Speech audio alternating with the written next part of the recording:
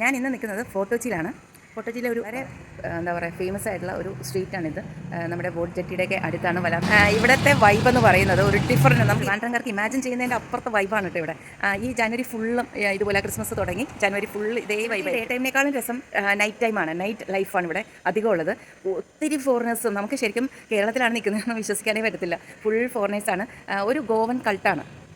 ഭയങ്കര രസമാണെന്നാണ് പറയുന്നത്. നമുക്ക് ആ ഒരു നൈറ്റ് ലൈഫും ഞാൻ താമസിക്കുന്ന ഹോട്ടലിലെ വിശേഷങ്ങളും ഒക്കെ കാണാം. ഓക്കെ.